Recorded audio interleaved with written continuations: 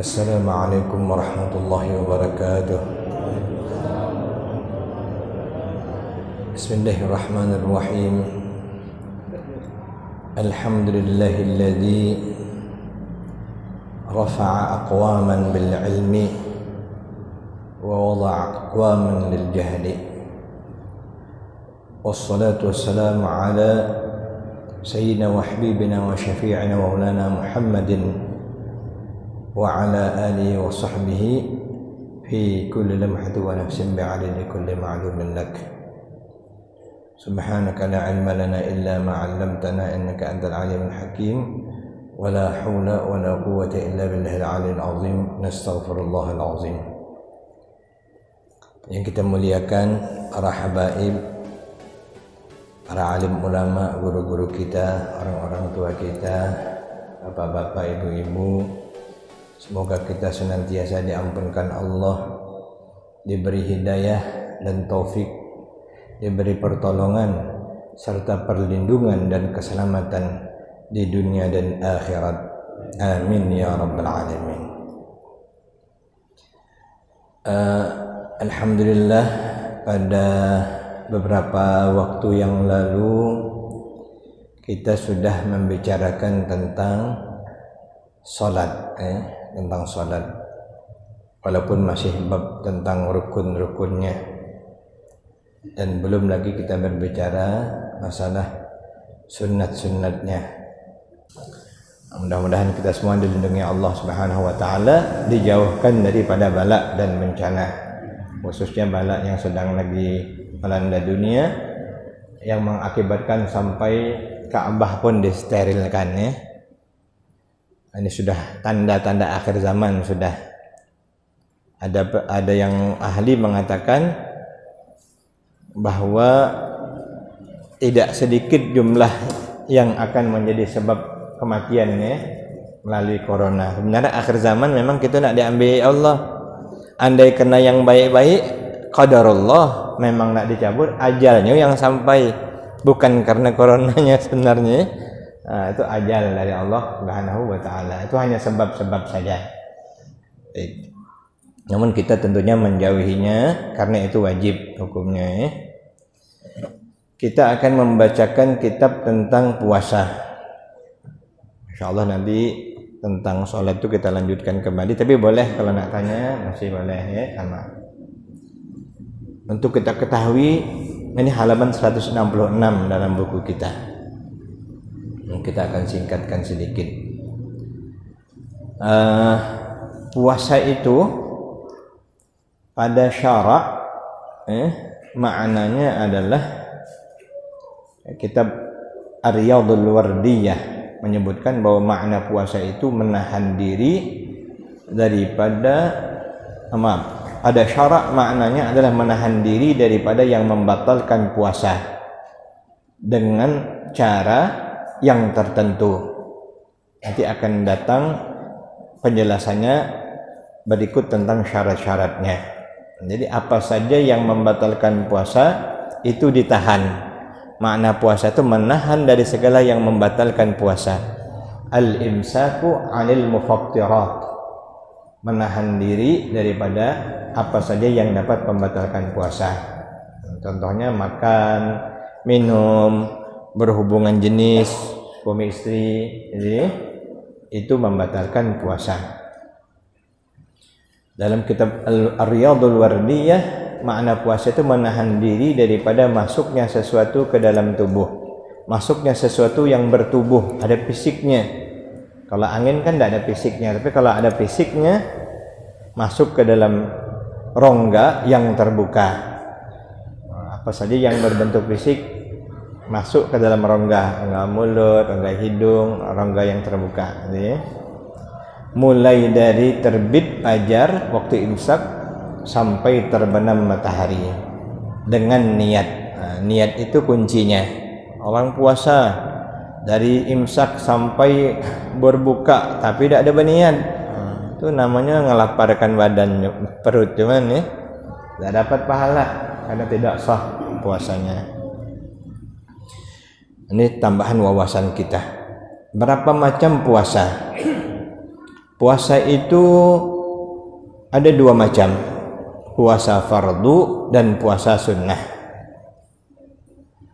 Adapun puasa sunnah maka akan dijelaskan nanti katanya.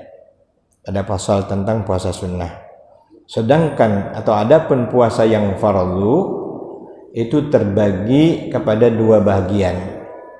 Yang pertama wajib puasa itu. Wajibnya dengan sebab nazar, karena bernazar. Kalau virus corona ini sudah dinyatakan tidak ada lagi, aku nak puasa 10 hari, itu nazar. Maka nazar itu nanti wajib dikerjakan puasa 10 hari. Makanya nazar itu kalau di nazar sedang-sedang deh. Kadang nazar berlebihan pula. Jadi yang awak tak sanggup bernazar. Aku bernazar kalau aku kabul hajat aku ini, aku nak mengkhatamkan Al-Quran dalam 3 hari. Yang sesuatu yang berat. Kalau tidak dapat dilakukan, itu wajib tuh nazar taat. Jadi kalau mau nazar sedang-sedang saja. Ada manfaatnya membantu orang yang malas ibadah. Nazar itu ada bermanfaat. Jika dia sedekah mengalahkan sifat kekikiran. Nah, tapi jika secara umum nazar bukan sesuatu yang dianjurkan. Bukan sesuatu yang dianjurkan. Tapi kalau sudah bernazar menjadi wajib. Kedua, wajib dengan syarak, berdasarkan perintah dari agama, yaitu puasa Ramadan. Dan itulah yang akan kita kaji di sini atau dimaksud di sini. Dengan apakah sebabnya sehingga puasa Ramadan itu menjadi wajib hukumnya? Wajibnya dengan salah satu daripada 9 perkara berikut. Itu orang-orang ulama fikih kemudian membuat kita lebih paham puasa Ramadan itu secara nas kan diwajibkan Allah Subhanahu wa taala. Dengan firman Allah surah Al-Baqarah ayat 183 itu. Ya ayyuhalladzina amanu kutiba alaikumusshiyam kama kutiba 'alal ladzina min qablikum la'allakum tattaqun ayyaman ma'dudat. Di situ tidak ada nyebut langsung kutiba 'alaikum shiyam Ramadan, tidak ada. Nanti Nabi yang menjelaskannya melalui sabda Rasulullah sallallahu alaihi wasallam. Maka yang menyebabkan wajib itu 9 perkara. Yang pertama dengan menyempurnakan bulan Sya'ban 30 hari. Jadi kalau sudah bulan Sya'ban 30 hari, tidak bisa tidak lagi. Hari berikutnya wajib puasa Ramadan. Karena Sya'ban sudah selesai 30 hari. Dan jika tiada diketahui awal Sya'ban, maka hendaklah disempurnakan bulan Rajab 30 hari. Kalau kita jauh daripada ulama, ahli palak tidak ada. Kita cuma punya tanggalan, maka kalau kita tidak tahu Rajab lengkapkan 30 hari, masuk Sya'ban 30 hari, baru besoknya wajib Ramadan 1 Ramadan. Itu bagi yang tinggal di daerah kubu, yang tak dengar informasi, yang tak tahu menau, maksudnya tinggal di pedalaman orang kubu itu paham enggak ya ini? Allah alam. Kalau dia Islam mudah-mudahan paham. Kalau sudah Islam bagaimanapun dia wajib mengetahui, belajar tentang itu. Nah, jadi kuncinya pada 30 hari. Jadi bulan dikatakan sempurna hitungan harinya jika mencukupi 30 hari. Kecuali nanti yang sudah dihitung hanya 29 hari, tapi secara umum ukuran bulan itu 30 hari. Kedua, dengan sebab melihat bulan atau hilal Ramadan, maka wajib puasa atas orang yang melihatnya. Siapapun yang melihat sendiri anak bulan hilal, orang percayakah, orang tak percayakah, maka dia sendiri wajib berpuasa. Awak tak terkenal, pas kita nyampaikan ke orang, tak ada yang percaya. Aku nengok semalam tu, maka percaya tak percaya orang, maka yang melihat itu sendiri wajib berpuasa. Dan juga orang yang percaya dengan informasi dari orang tersebut wajib juga berpuasa. Tapi tentunya nanti syaratnya nengok bulan, karena perintah Nabi, sumu li ru'yatihi wa aftiru li ru'yatihi. Berpuasalah karena kamu telah melihat anak bulan, yang menunjukkan masuknya Ramadan. Wa aftiru li ru'yatihi, dan berbukalah saat kamu melihat datangnya anak bulan Syawal. Itu hukumnya wajib, karena itu perintah dari Rasulullah sallallahu alaihi wasallam. Jadi kalau ada orang hitung masuknya Ramadan nengok ombak laut, berdasarkan ombak laut, berdasarkan pohon bungkuk misalnya, berdasarkan goyang-goyang daun, itu tidak ada. Sebab dalilnya sudah jelas, dalil sharih namanya. Sumu li ru'yatihi wa aftiru li ru'yatihi. Makanya peran hisab itu hanya untuk menguatkan. Karena kita sudah ada prediksi dengan hisab, tapi wajibnya adalah ketika melihat bulan tersebut. Kemudian yang ketiga, dengan tetap melihatnya di sisi hakim syara' dengan seorang saksi. Nah, ini yang seperti biasa, ada tukang teropong bintang yang ditunjuk gitu ya. Ada saksi. Nah, itu wajib hukumnya untuk berpuasa. Keempat, dengan khabar yang masyhur pada melihat bulan, banyak orang yang nengoknya. Dan jika daripada orang kafir sekalipun, jika banyak yang nengok orang kafir itu, wajib kita berpuasa dengan syarat sekira-kira yakin kita dengan kebenaran informasinya itu. Kalau tidak yakin, ada wajib ya. Kalau kita yakin walaupun dari orang kafir, karena masyhur banyak yang nengok itu ya, wajib kita berpuasa esoknya. Ini ilmunya saja, wawasan. Mungkin kita tidak ada gawian gitu dak nih. Ada sudah yang ahli palak dan ahli teh untuk meneropong hilal serta untuk menjaga. Ada petugas-petugas yang dipercayakan untuk menjaga melihat masuknya anak bulan tersebut.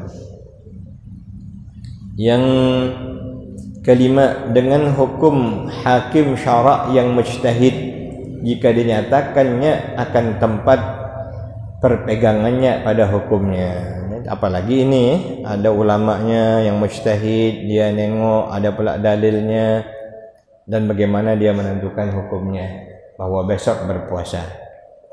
Keenam, dengan membenarkan orang yang melihatnya, dan jika kanak-kanak atau orang fasik sekalipun, asal kita percaya ada yang ngaku melihat, maka wajib berpuasa.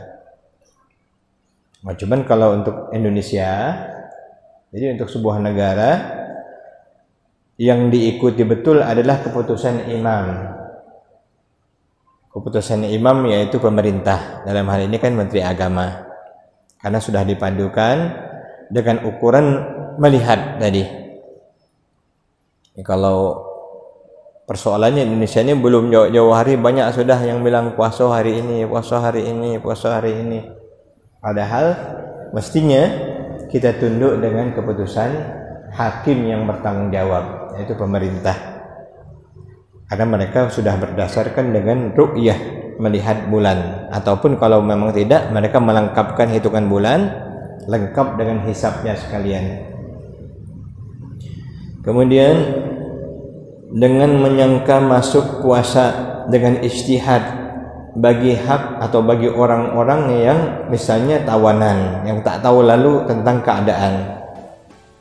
Pada hak orang yang kesamaran, artinya macam yang tinggal di hutan, yang tak nampak itu, ataupun yang dalam tawanan lah, karena dia dikurung, tak nampak, nak tengok bulan tak bisa, nak ini tak bisa. Maka dengan ijtihad yang diyakininya, dia menyangka bahwa besok masuk hari 1 Ramadan, maka wajib baginya. Yang kedelapan, dengan perkhabaran atau informasi dari ahli takwim. Ini ahli hisab yang membuat tanggal gitu ya. Maka boleh puasa bagi ahli hisab. Harus itu bahasa fikih, bahasa Indonesia boleh gitu ya. Jaiz. Maka boleh berpuasa bagi orang yang ahli hisab tersebut, yang dapat memperkirakan dengan di mana orbitnya, di mana datangnya bulan, di mana perjalanan anak bulan, pada derajat berapa. Dan juga ahli nujum dengan ilmunya, secara umum ahli astronomi, bahwa mereka telah menghitung itu masuk Ramadan. Jadi boleh mereka berpuasa ini. Dan boleh pula puasa bagi orang yang meyakininya. Jadi boleh. Tapi kalau yang melihat tadi wajib itu ya. Hukumnya beda hisab dengan ru'yat. Kalau ru'yah wajib. Kalau hisab hukum asalnya boleh. Nah, itu kalau sudah digabungkan nanti baru jadi wajib gitu ya. Kemudian dengan tanda-tanda yang menunjukkan masuknya Ramadan. Ada orang di kapal, setiap tahun tradisinya dia tahu kalau 1 Ramadan maka kota akan menembakkan meriam, berbunyi, dum, berbunyi. Oh, ini puasa besok. Kita yang di laut tak tahu menahu, cuma dengar kode.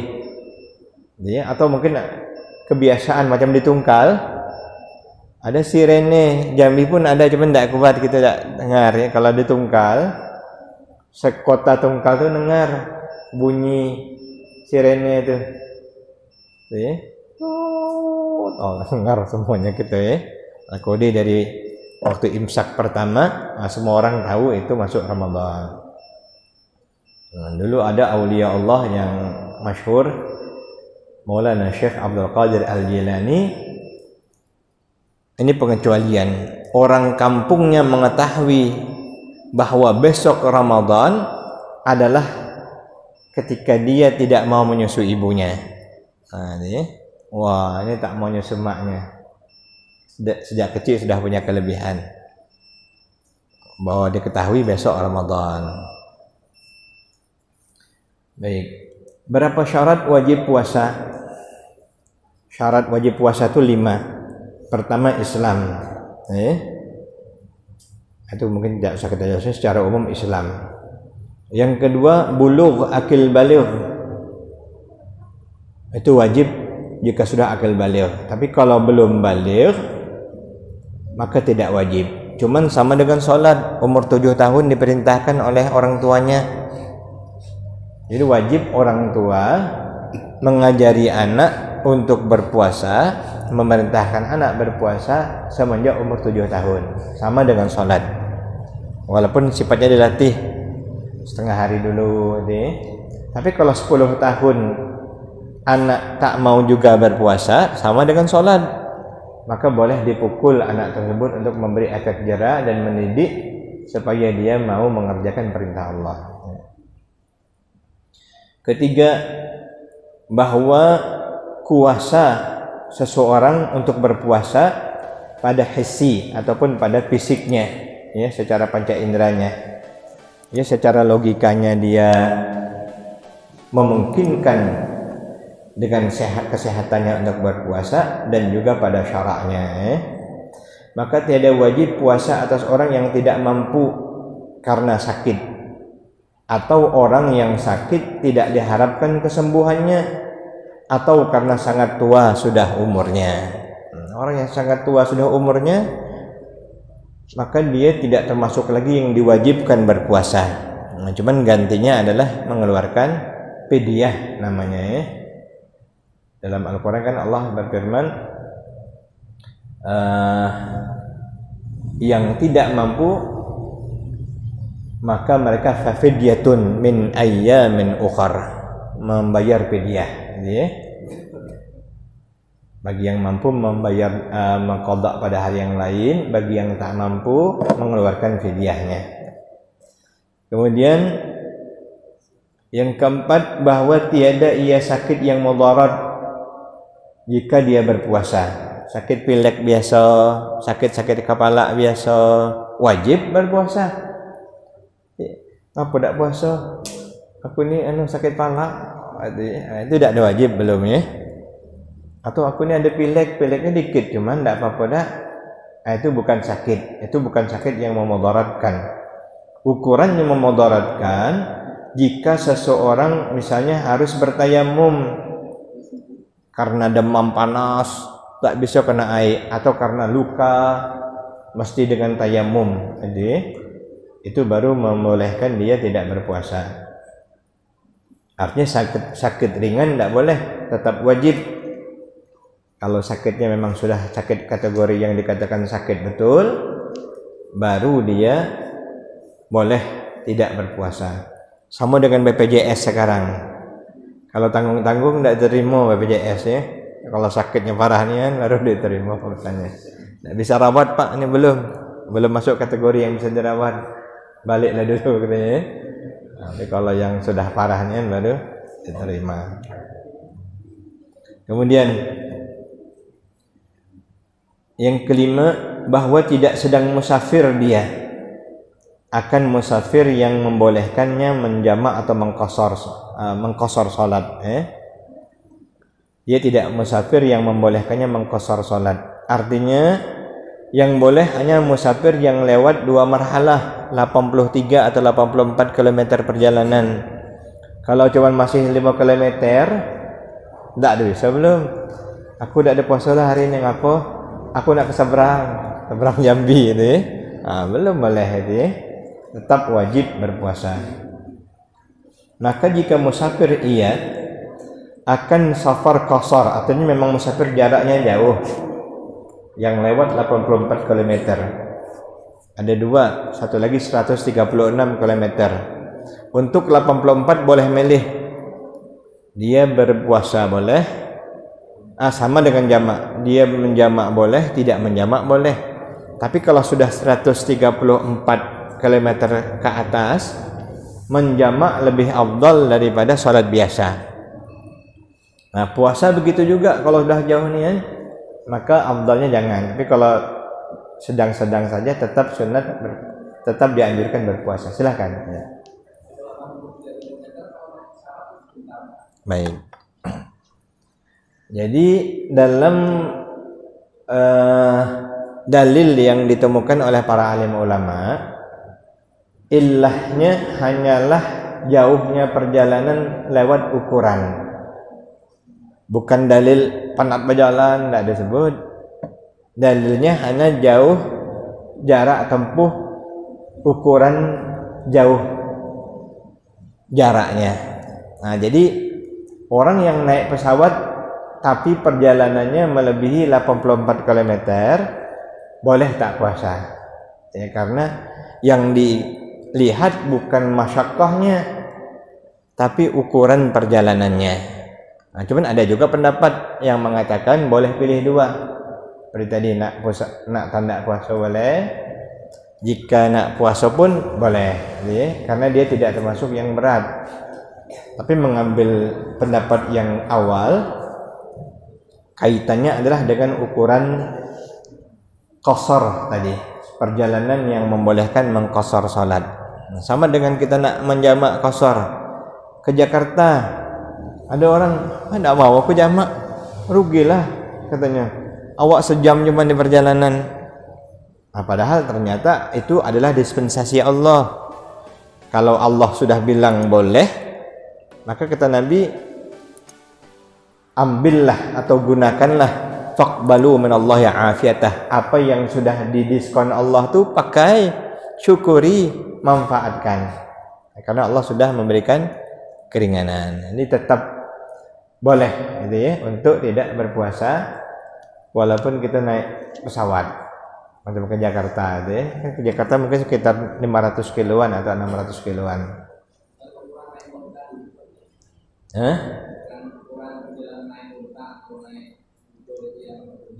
Bukan. Jadi yang diukur bukan cara melakukan perjalanannya, hanya jaraknya. Jadi jaraknya itulah yang menyebabkan seseorang boleh menjamak atau tidak.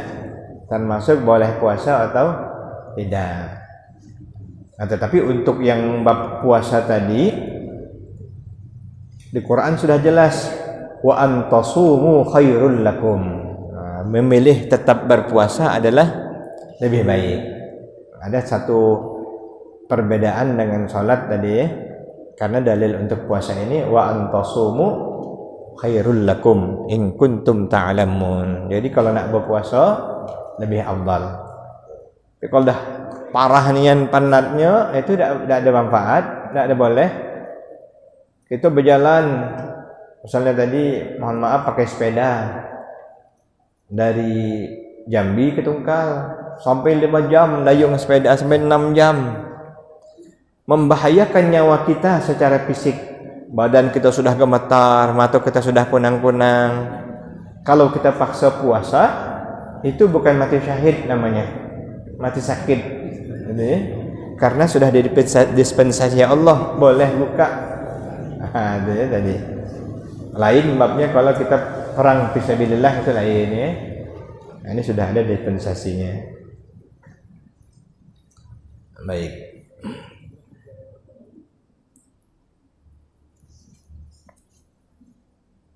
Dan jika tadi maka musafir ia akan safar qasar dan saya maka jika musafir ia akan safar qasar niscaya tiada wajib baginya buat puasa. Tapi kalau dia nak puasa khairul lakum, lebih baik tadi.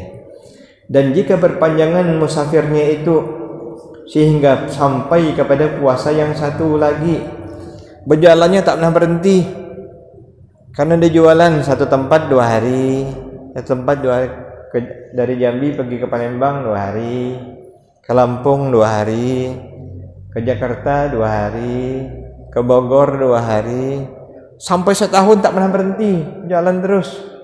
Bagaimana itu orang yang tak pernah berhenti daripada musafir itu? Niscaya tiada boleh baginya berbuka. Itulah gawiannya, sudah gawian yang lain lagi itu ya. Jadi kalau musafirnya tidak ada habis-habisnya sampai tahun berikutnya, maka bukan termasuk musafir yang dibolehkan dia tidak berpuasa. Niscaya tiada boleh baginya berbuka, tetap dia berpuasa dulu, kecuali nanti parah nian atau ada sebabnya lah kelaparannya, lah lemahnya, nah itu baru. Dan jika putus safarnya itu setengah puasanya, niscaya tiada boleh baginya berbuka. Artinya kalau dia musafir, putus safarnya itu padahal dia setengah puasa dah sampai, perjalanannya itu sudah setengah hari, niscaya tiada boleh baginya berbuka. Maksudnya orang yang musafir terus menerus tadi itu tetap dia tak boleh berbuka. Dan jika sembuh seseorang dari sakitnya atau sudah selesai safarnya setelah ia berbuka, niscaya tiada wajib atasnya menahan makan dan minum, tetapi ia disunatkan saja. Jadi ada orang yang dia berbuka, katakanlah bukanya itu buka jam 3 sore, maka wajib atasnya menahan makan dan maka disunatkan ia untuk tetap setelahnya itu menunggu, jadi sampai waktu berbuka. Jadi ada juga yang misalnya batal tapi tidak diperbolehkan dia makan seenaknya, tetap dia ketika sudah cukup makan itu menghormati puasa sampai lagi habis waktu. Ini kadang orang ada juga yang merasa dirinya sudah boleh tak berpuasa, sekendaknya lah lagi ada. Nah itu.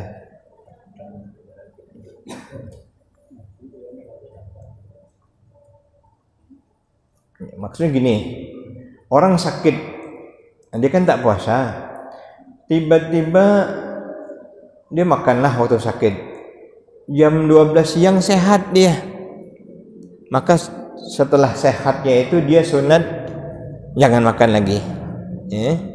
Tapi kalau nak makan pun bolehlah, tapi jangan ada dekat-dekat orang pula lagi. Nah, sunatkan dia menahannya. Berapakah rukun puasa? Ini masuk bab, nanti kita akan lanjutkan tentunya niat. Ini ya, untuk niat saya akan sampaikan malam hari ini karena saya khawatir ada orang yang keliru dalam berniat. Salat berjamaah tarawih dan hanya itu yang dia berniat, waktu yang lain tidak ada. Ikut yang mimpin. Bismillahirrahmanirrahim. Nawaitu shawma ghadin an ada'i fardi syahri ramadhana hadhihi sanati lillahi ta'ala taqabbalallahu minkum. Udahlah lagi tegaan. Mana niatnya belum lagi?